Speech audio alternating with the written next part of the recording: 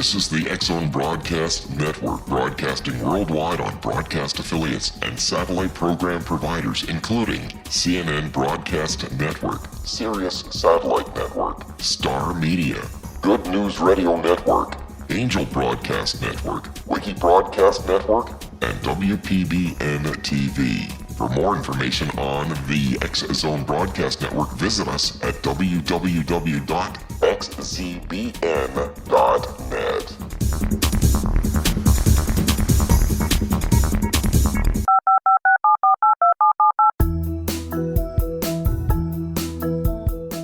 Did you know that when you're on the road with limited data or Wi-Fi, you can still listen to the X-Zone Radio Show with Rob McConnell, The Science of Magic with Gwilda Wiyaka, X-1, Dimension X, Space Patrol, and every minute of the X-Zone Broadcast Network by calling 213-401-0080, courtesy of Audio Now.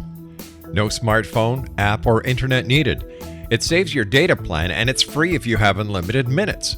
Call 213-401-0080 to listen on any phone, anytime, anywhere. Remember, 213-401-0080 for the best of the paranormal, parapsychology, and sci-fi radio programming anywhere, 24/7, 365. And happy Earth Day, everyone. Today is Tuesday, April the 22nd. It is Earth Day, and I hope that each and every one of you celebrated Earth Day in one way or another, trying your very best to make a resolution, an Earth Day resolution on how you're going to do one thing. And I mean each member of your family do one thing to help planet Earth recover from the peril that we've put the fine lady in. My name's Rob McConnell. This is the X-Zone on the Talk Star Radio Network from our studios in Hamilton, Ontario, Canada. If you'd like to give us a call tonight, 1-877-528-8255 is toll-free throughout the U.S., Canada, Alaska, and Hawaii. My email address, xzone@talkstarradio.com. On MSN Messenger, talkstarradio@hotmail.com. And our websites, www.xzoneradio.com. That's our main website. And if you'd like to watch and listen and chat with the coolest radio audience anywhere, www.xzonetv.com. My producer tonight at Master Control at the home of the Talkstar Radio Network in Titusville, Florida, is the one and only Miss Melanie. And our chat room moderator in Scarborough, Ontario, is Rob. To both of you, nice working with you again. And as I said, today is Earth Day. It is Wednesday, April the 22nd. And on tonight's show, Eric Hasse is going to be joining me after the first break. We're going to be talking about his book, Apocalypse Near. Hour number 2, X-1. I'm sorry about that, guys, last night. I know a number of you sent me emails saying, hey, Rob, you promised us X-1. But it's okay. We heard Jason Lee, so please have X-1 tonight. So here for our listeners, we're going to play that 1955 vintage old-time radio classic, X-1. In hour number 3, Brian Knippi is going to be our special guest. He is the Executive Secretary of the U.S. Aetherius Society. And in hour number 4, Dr. Don Pett, we're going to be talking about the doomsday clock that moved closer to midnight and how helping President Obama reverse the hands of time is very important to one and all. That's tonight, live and around the world, right here on the Talk Star Radio Network. As I said, today is Wednesday, April the 22nd. It is Earth Day, and on this date in 1864, the U.S. Congress approved putting "In God We Trust" on all American currency. It replaced the old slogan, "So who do we trust now?" In 1970, Americans celebrated the Earth Day for the very first time. It was a surprise party. Mother Earth said later she didn't ever suspected a thing. And on this date in 1889, the famous Oklahoma land rush took place as thousands of settlers hurried across the plains to stake their claim and hopefully land an NBA franchise. Today's birthdays include Cheryl Lee, who played Laura Palmer on the old Twin Peaks series. She turns 42. Ryan Stiles is celebrating a birthday. And happy birthday day to you, Mother Earth. Happy birthday, Earth Day to you. Let me see. Here's a few simple changes you can make over the year to make every day Earth Day. If you recycle your Sunday newspapers every week, you'll keep 4 trees alive per year and increase the Earth's oxygen. If you cut one 20-mile car trip each week by completing errands at once rather than making separate trips, you'll prevent more than 1,200 pounds of greenhouse gas from being emitted and adding to global warming. When I come back from this 2-minute commercial break, I will be joined by Eric Hasse. We're going to be talking about Apocalypse Near. My name is Rob McConnell, and this is the X-Zone on the Talkstar Radio Network from our studios in Hamilton, Ontario, Canada, as we commence tonight's show for April 22nd, 2009. Happy Earth Day, everyone.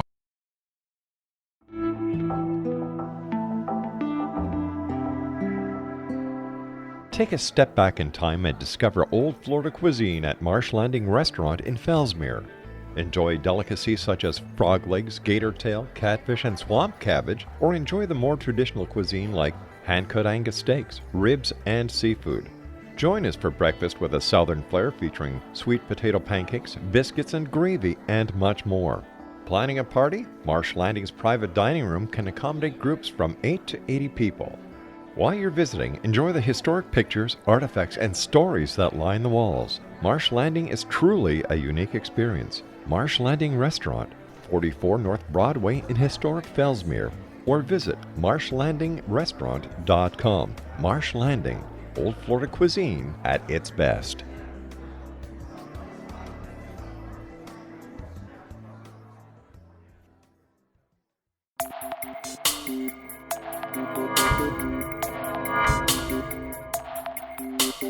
Are you interested in the paranormal, ghosts, UFOs, or psychic phenomenon?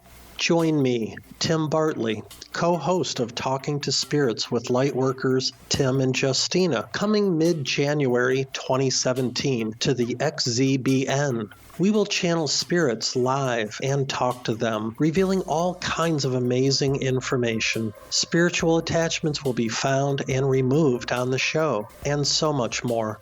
To find out when you can listen to Talking to Spirits with Lightworkers Tim and Justina, visit www.xzbn.net for listeners on both sides of the veil.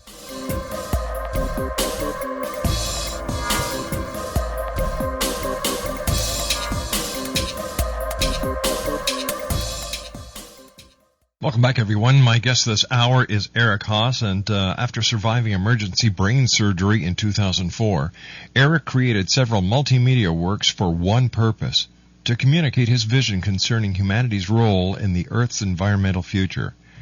He received this information in a near-death experience which occurred during a 6-hour craniotomy to suture a burst aneurysm. His latest work stemming from this experience is the interactive book, Apocalypse Near. The book is being released in several editions, including ebooks, audiobooks, and traditional bound books containing links to supplementary media on the author's websites. The book is a novelization of his screenplay of the same title. Eric's first effort to communicate how humankind may achieve a symbiotic relationship with the environment was www.consciousconsumers.net. Eric feels much of this site was uploaded to his consciousness during an out-of-body experience while in surgery. Following a year of constant work on consciousconsumer.net, Eric became despondent because he felt he wouldn't reach enough people in time to avoid the horrible part of his vision of Earth's future. Eric asserts that during his near-death experience he saw Earth as if he was looking at it from space and watched it changed into a dead, moon-like apparition. Eric said, "It happened in an instant. I saw the planet die of consumption. Then it was like I was turned around to see a biologically healthy Earth. The message I felt being communicated was that one of these circumstances would soon occur, and which would happen was a choice being made by humankind." Joining me now is Eric Hasse. And Eric, welcome to the X-Zone. Hi, Rob. How you doing tonight? I'm doing super. Thanks very much for joining us. And how long was your out-of-body experience? And, when you came back, how had it changed your life? Well, it's hard to say. Well, I could say exactly how long it was in Earth times because the operation was about 6.5 hours, but it felt like time and space wasn't operating like where I was. Like, I was still conscious and I still knew I was me. I was outside my body. And as time went on, I was getting further and further outside of it, and I was all right with that because my body was a mangled mess on an operating table. Well, not mangled. I mean, they very carefully took my skull apart to work on my brain, but still, I didn't want to get back in there. My goodness, an aneurysm. Thank yeah, God. burst aneurysm, so I bled out for a while before I got into the hospital. My girlfriend actually drove me there against my wishes because my undergraduate training is in psychiatry, so as this was happening to me, I had this ice cream headache just kind of overtake me, and I was kind of witnessing my brain shut down as I bled.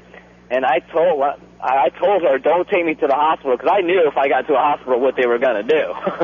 And I knew what my chances were. So I was quite happy to go at that point, and most of the experience was quite wonderful. I was at peace. The only panic was in, being in my body in the pain. When you were having your out-of-body, your near-death experience, your out-of-body experience at the same time, did you go through the tunnel of light? Did you see the deity at the end of the tunnel? I felt like, I was laying in her front lawn. She wanted me to get in her bed. I started telling her what was going on when I got to her house. I was picking her up for a date, and I just wanted to go outside. So I was laying under the stars, and that's what I felt. I was going up into the star that I was looking at, and that just became, the source of light, and I was getting absorbed into it. And that's where I wanted to keep going. But she didn't listen to me. She dragged me in her car and drove me to the hospital, and here I am. Well, that's a good thing, because we're glad you're with us, because you've got a very important message to tell people. And today is Earth Day, and tell me about the vision that you saw of Earth being totally desolate, and then the other Earth that you saw fully bloomed. Yeah, as I was, like I said, going up into that, what I thought looked like a star, and then it just opened up, and I was just getting absorbed in that light.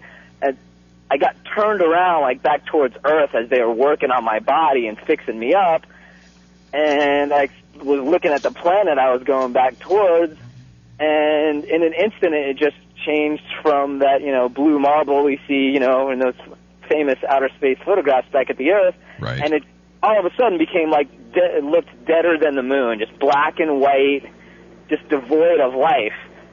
And I was like, okay, is this a bad dream? And then I got turned around in the opposite direction in a way, and I saw a more biologically healthy planet. And the message I felt being communicated to me, wasn't in words, it was in feeling. That's why I say I feel like I got uploaded with this. Was you are going to see one of these two things happen. You're going back to that planet, and you're going to see one of these two things happen, and it's a human choice. This is not God's doing. This is what the humans are going to do. One of these two things. They're either going to get it, or they're going to kill it. They're going to get the message and operate in a symbiotic relationship with the life forces that sustain them, or they're going to keep doing what they're doing, and they're going to wake up. They're going to have a very rude awakening. And then I had the rude awakening of waking up in my body in the ICU and being buried in it. I was completely paralyzed, deaf, dumb, blind, on life support. Oh Lord!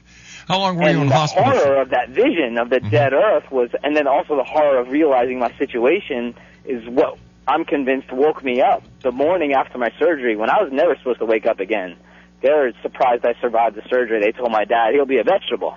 He lived, but, there's so much of his brain that was destroyed that he'll never wake up. I understand. I woke up that morning in the horror of that vision and my situation. I bolted up in my bed, pulled out my breathing tool, pulled everything out of me, and asked for my laptop, and that's where all this work came from. I immediately started writing about what I experienced, and that's what made my website, consciousconsumers.net.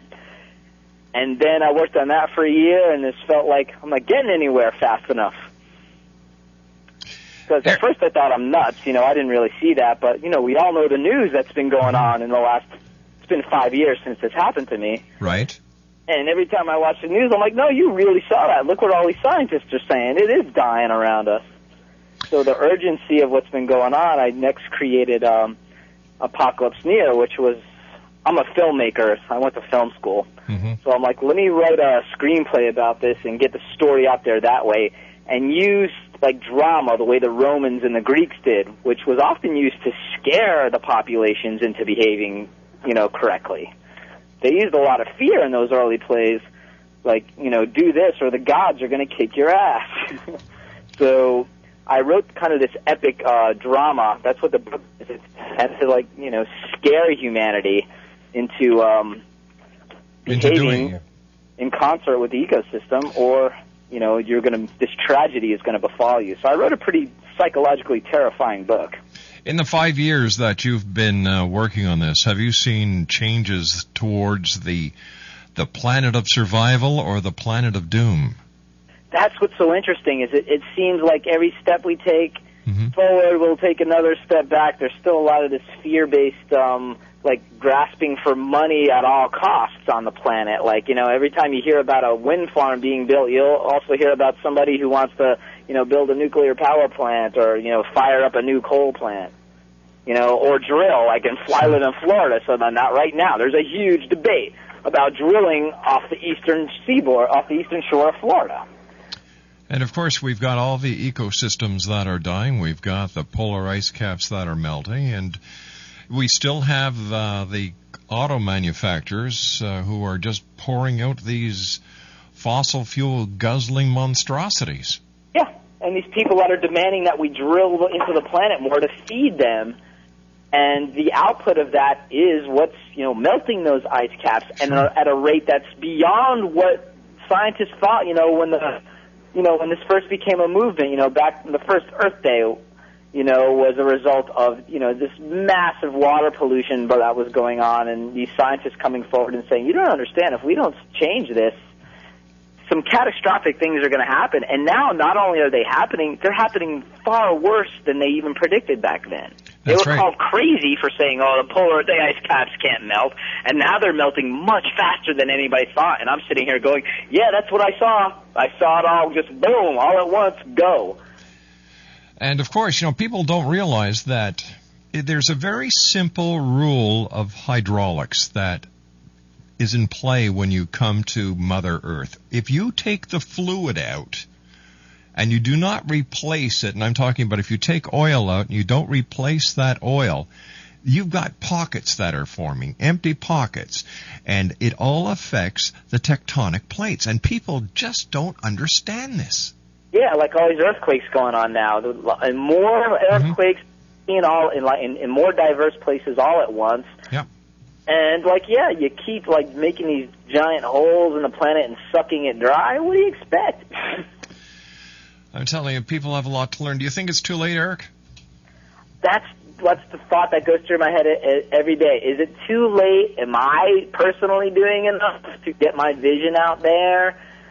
Or are we going to get it in time? Because, these scientists are telling, these environmental scientists are saying, look, we're reaching this tipping point where if there's enough carbon in the air and the sun's ultraviolet can't get out, we are going to reach this tipping point where we're going to irradiate the planet, where all the plankton's going to die off, we're going to be without food, the ice caps are going to break down, and it's going to be where we cannot repair it. Eric, how do you deal with people who are skeptical about the condition of the environment and the greenhouse effect, as well as the depletion of many of the natural resources due to the way that we've devastated this beautiful planet? How do you deal with people who say, come on, it's a bunch of bunk? I say look at the math. Math doesn't lie. Humans lie, and they lie usually about two things: money and sex. That's right. And they lie over, and that's a fear-based mentality. And all our wealth, all this currency, comes from the conversion of natural resources in the first place. Without a healthy resource base, there is none of that money, and that's what people got to wake up to. We can get wealthy. We can recapitalize, North America by working in a symbiotic relationship with our natural resource base, and we'll rule the planet again economically if we do that. If we don't, there's going to be no planet left to rule. Eric, stand by. We've got to take a commercial break with the news. Eric Hasse is our special guest. www.consciousconsumers.net. That's www.consciousconsumers.net. We'll be back after the news as we continue live and around the world on the Talkstar Radio Network from our studios in Hamilton, Ontario, Canada. This is the X-Zone Broadcast Network, broadcasting worldwide on broadcast affiliates and satellite program providers, including CNN Broadcast Network, Sirius Satellite Network, Star Media, Good News Radio Network, Angel Broadcast Network, Wiki Broadcast Network, and WPBN TV. For more information on the X-Zone Broadcast Network, visit us at www.xzbn.net.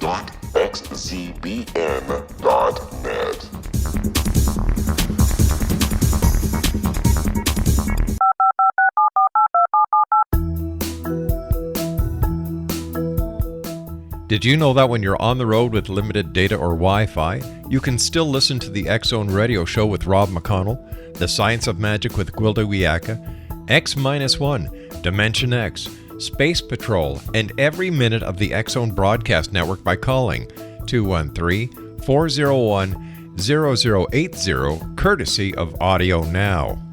No smartphone, app, or internet needed. It saves your data plan and it's free if you have unlimited minutes.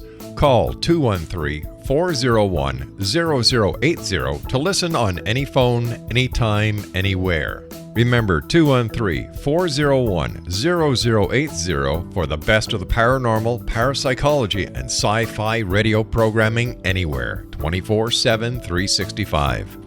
Welcome back, everyone. My name's Rob McConnell. This is the X-Zone on the Talkstar Radio Network. Our toll-free number is 1-877-528-8255. My email address, xzone@talkstarradio.com.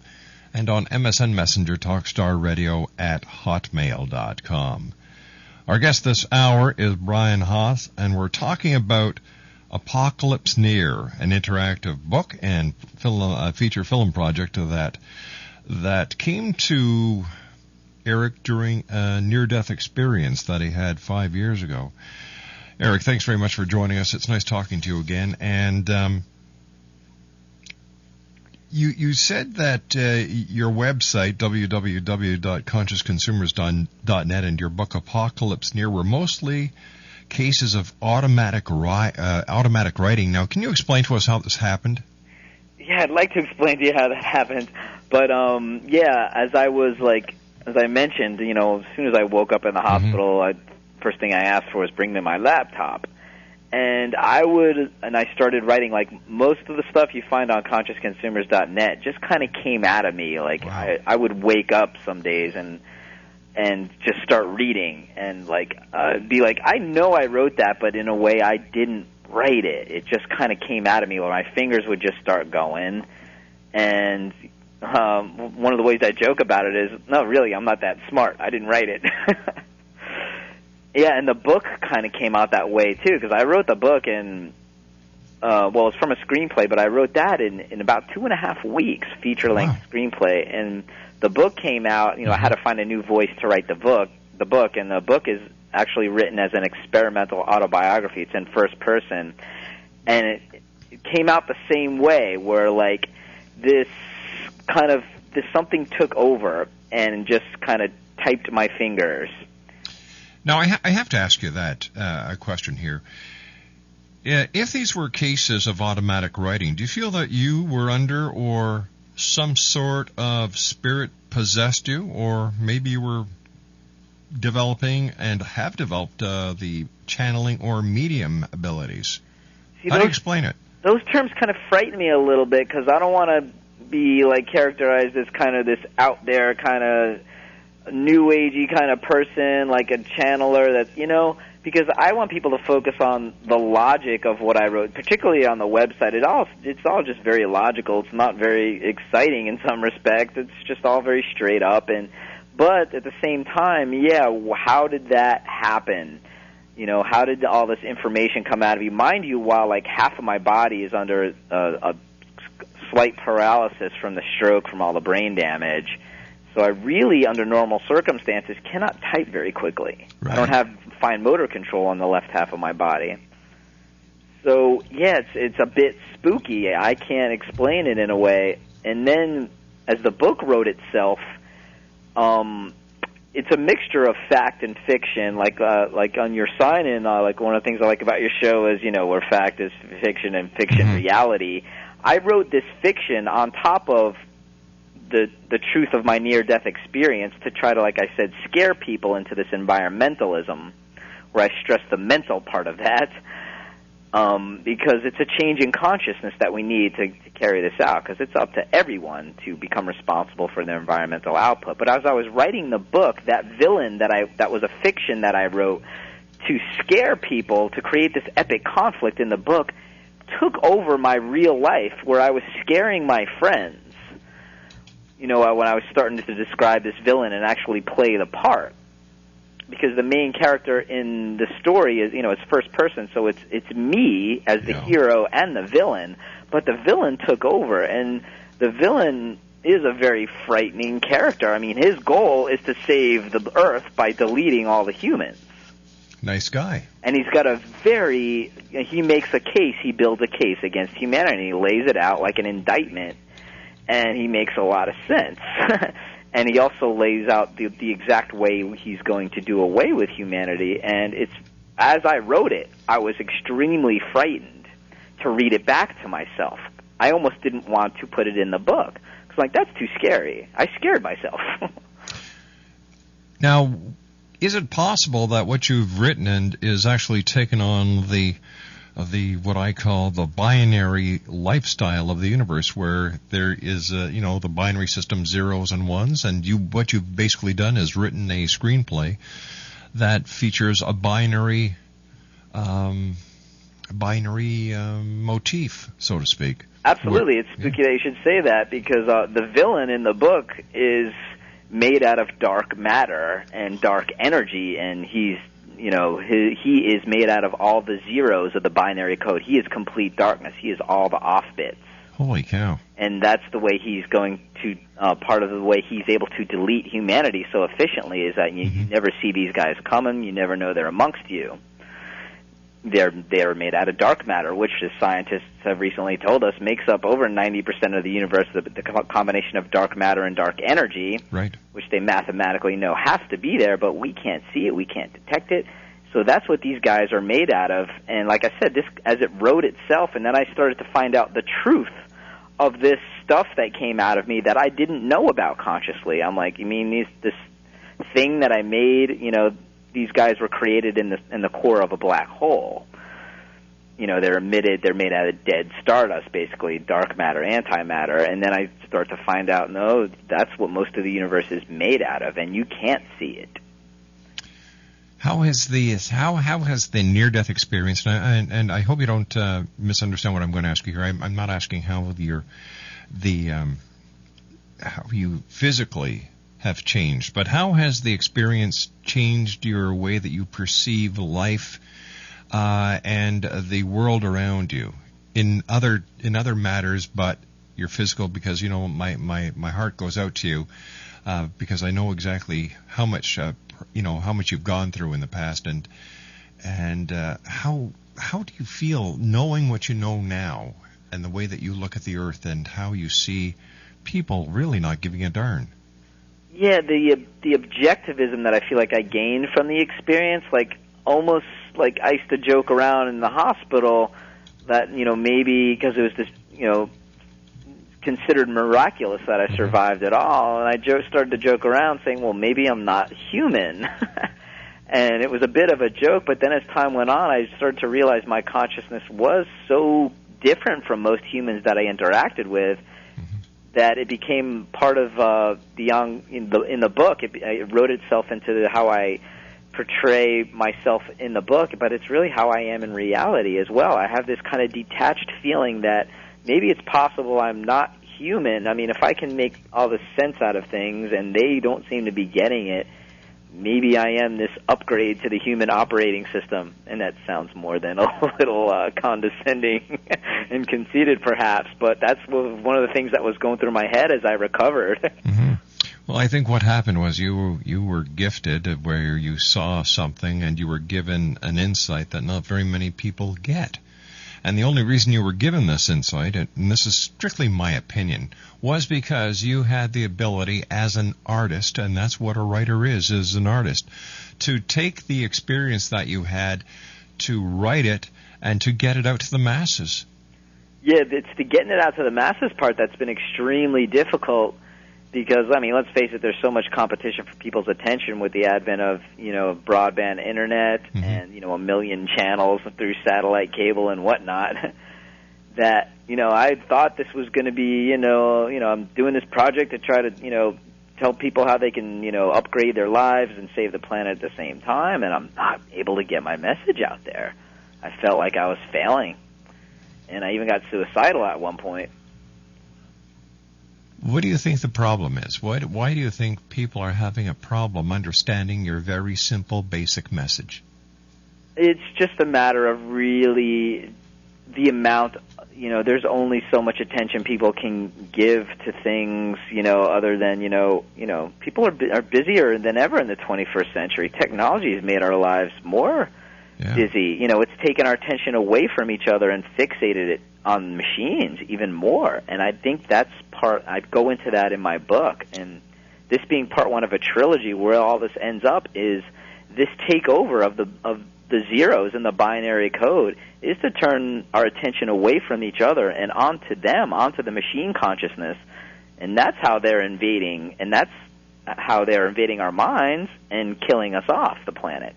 That's part of the fiction in my story, but you could take that into reality, because you look at kids today, they're fixated on their iPods, on their video games, they're not connecting with each other. So the machines took over, not in a very obvious way. It would be stupid to take over like in Terminator. Mm-hmm. Why would they do all that battling when they could quietly take our brains over? You see, and the funny part about the technology of today is that it could actually be centralized by one, by one power, so to speak. Yes, exactly. It's not that hard to do. It's not, and that's another thing that I get into in the conspiracy of all conspiracy theories in my book, about how these villains take over and how they actually centralize that power, and the method that they use to get there is by operating on, inside the human biocomputer and using it against itself to take over. What do your friends say about the book? I've gotten reviews of, wow, you might have really hit on some truths in here by accident. I get people that are fascinated, blown away by it, go, you got to make the movie, this would be fantastic as a movie, to people that I really have frightened so much that I think they're a little scared to be my friends anymore. Well, yeah, the truth scares a lot of people off.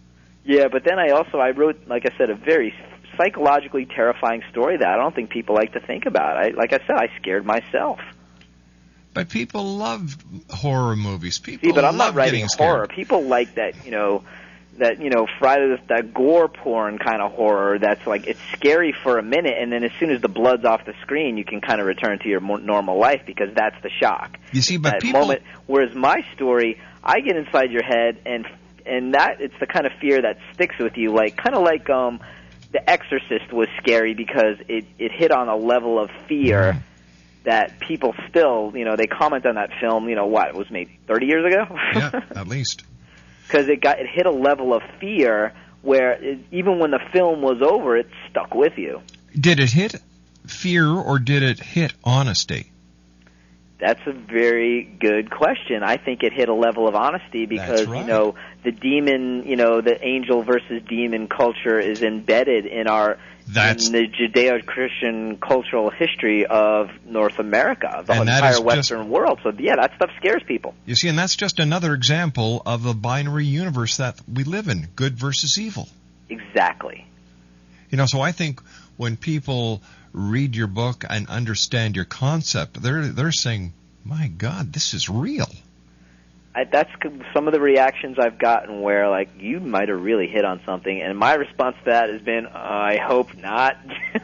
Why? Because, well, in a way, I wrote it as this fiction, and like I said, so much of it came out of me like what felt like automatically, where I would wake up with a chapter written and read it back to myself. And so, yeah, in a way, it's like, did I hit on something accidentally? My intent was to write a fiction to scare people into environmentalism.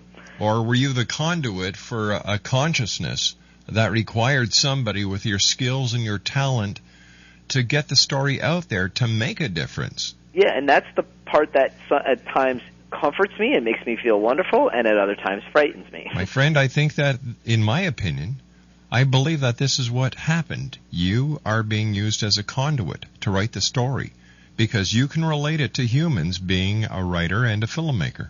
Yeah, and the next step is, like, the book came out because I still want to make the film, because I feel that's the way to really affect the noosphere, which is, another word for the collective unconscious, or and to really get it into people's heads and have a shot of, saving this planet before we reach that tipping point. I think you're onto something, and I just hope and pray that you pursue it. It's almost like I've been handed my hat. I don't have a choice about pursuing it. It pursues me and my dreams. Well, that's because I've tried to give up. I can't. Well, that's good to hear. Listen, you and I have to take our final break, Eric. Please stand by. Always good talking to you. Good to talk to you too, Rob. Eric Hasse is our special guest. www.consciousconsumers.net. www.consciousconsumers.net. They say God works in mysterious ways. I believe that what our young friend here has is the ability to be a conduit, to bring to those who read and soon will watch his message the dire need that we must all take to save this planet. I'll be back on the other side of this commercial break as the X Zone continues live and around the world on the Talkstar Radio Network from our studios in Hamilton, Ontario, Canada. Don't go away. I'm right back. 19 Sergeant Central. 19 Sergeant, check. Officers on the scene. Hi, I'm Larry Lawson, host of Paranormal Stakeout. With over 36 years in law enforcement, I have learned a few things. The most important is the proper gathering and preservation of evidence is vital to putting the bad guy behind bars. It's no different in the world of paranormal investigation. Whether it's the search for the afterlife, cryptozoology, UFOs, and extraterrestrials, how we gather the evidence, preserve that evidence, and present it to a jury of our peers will make the ultimate difference in proving the existence of worlds and entities that are beyond our imagination. Join me, Larry Lawson, every week on Paranormal Stakeout when, along with my guests, we'll take a journey to prove with indisputable evidence what man has struggled to believe for centuries. Go to xzbn.net for the broadcast schedule and check me out at paranormalstakeout.com.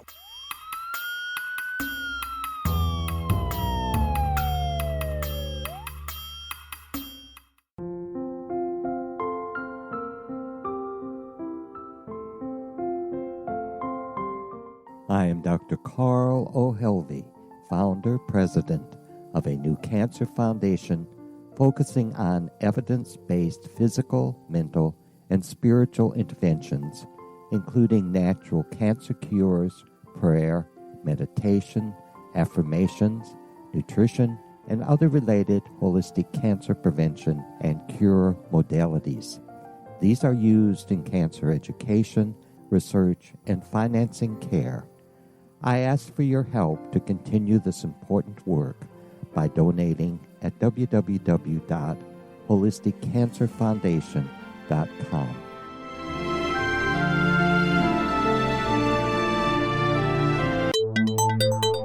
You're listening to the X Zone Broadcast Network, www.xzbn.net. Welcome back, everyone. Eric Hasse is our special guest. His website is www.consciousconsumers.net.